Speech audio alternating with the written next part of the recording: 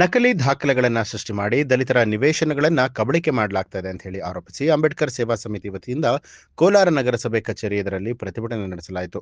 ಅಂಬೇಡ್ಕರ್ ಸೇವಾ ಸಮಿತಿ ಸಂಸ್ಥಾಪಕ ಅಧ್ಯಕ್ಷರಾದಂಥ ಕೆಎಂ ಸಂದೇಶ್ ಅವರ ನೇತೃತ್ವದಲ್ಲಿ ಪ್ರತಿಭಟನೆ ಹಮ್ಮಿಕೊಂಡಿದ್ದು, ಈ ಕುರಿತು ಸುದ್ದಿಗಾರರೊಂದಿಗೆ ಮಾತನಾಡಿದಂತಹ ಅವರು, ಕೋಲಾರ ನಗರ ವ್ಯಾಪ್ತಿಯ ಕೀಲುಕೋಟೆ ಬಡಾವಣೆಯಲ್ಲಿ 1976ರಲ್ಲಿ ದಲಿತರ ಹೆಸರಿಗೆ ನಿವೇಶನಗಳ ಹಕ್ಕುಪತ್ರ ವಿತರಣೆಯನ್ನ ಮಾಡಲಾಯಿತು. ಆದರೆ ಕೆಲವು ಭೂ ಒತ್ತುವರಿದಾರರು ದಲಿತರ ನಿವೇಶನಗಳ ನಕಲಿ ದಾಖಲೆಯನ್ನ ಸೃಷ್ಟಿ ಮಾಡಿ ಒತ್ತುವರಿಯನ್ನ ಮಾಡಿಕೊಂಡಿದ್ದಾರೆ. ಇನ್ನು ಭೂ ಒತ್ತುವರಿಯಲ್ಲಿ ಕೆಲ ನಗರಸಭೆ ಅಧಿಕಾರಿಗಳು ಕೂಡ ಶಾಮೀಲಾಗಿದ್ದಾರೆ. ಈ ಕೂಡಲೇ ಜಂಟಿ ಸರ್ವೆ ನಡೆಸಿ ದಲಿತರ ನಿವೇಶನಗಳಿಗೆ ನ್ಯಾಯವನ್ನ ಒದಗಿಸಬೇಕು ಅಂತ ಹೇಳಿ ಕೆಎಂ ಸಂದೇಶ್ ಅವರು ಒತ್ತಾಯ ಮಾಡಿದ್ರು. ಇವತ್ತು ನಗರಸಭೆಯಲ್ಲಿ ನಡೀತಾ ಇರೋಂತಹ ಅಧಿಕಾರಿಗಳು ಸರಿಯಾಗಿ ರೆಸ್ಪಾನ್ಸ್ ಮಾಡ್ತಾ ಇಲ್ಲ. ಜೊತೆಗೆ ಏನಂದ್ರೆ ಬಡವರಿಗೆ ನೋಡಿಂತ ತೀರಾ ಬಡವರಿಗೆ ಯಾರಿದ್ದಾರೆ ನೋಡಿಂತ ಬಡವರಿಗೆಲ್ಲ ಅನ್ಯಾಯ ಆಗ್ತೈತೆ.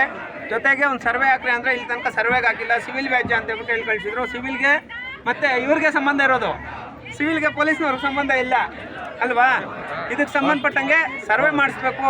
ಏನು ನಮ್ಮ ಕೀಲ್ಕೋಟೆ ಬಡಾವಣೆ ಜಯರಾಮಪ್ಪನವ್ರ ನಿವೇಶನ ಮತ್ತು ಪ್ರಮೀಳಮ್ಮನವ್ರ ನಿವೇಶನ ಸರ್ವೆ ಮಾಡಬೇಕು ಅಂತ ಹೇಳ್ಬಿಟ್ಟು ಅರ್ಜಿ ಹಾಕಿದ್ವಿ. DC ಅವರು ಕೂಡ ಕಾನೂನು ಪ್ರಕಾರ ಕ್ರಮ ಕೈಗೊಳ್ಳಿ ಅಂತ ಹೇಳ್ಬಿಟ್ಟು ಹೇಳಿದರು.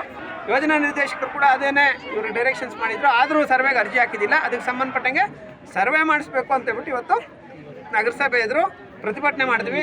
ಮಾನ್ಯ ಯೋಜನಾ ನಿರ್ದೇಶಕರಾದಂತಹ ಮೇಡಮ್ ಅವರು ಬಂದು ಮನವಿ ತಗೊಂಡು ಇವತ್ತು ಇನ್ನೇನು ಕೆಲವೇ ದಿನಗಳಲ್ಲಿ ಸರ್ವೆ ಮಾಡಿಸ್ತೀವಿ ಅಂತ ಹೇಳಿದ್ದಾರೆ. ಇವತ್ತು ನಾವು ಮಾಡಿರೋಂಥ ಹೋರಾಟ ಯಶಸ್ವಿಯಾಗಿದೆ ಸರ್. ನ್ಯೂಸ್ ಅಲರ್ಟ್, ನಿಮ್ಮಿಂದ ನಿಮಗಾಗಿ.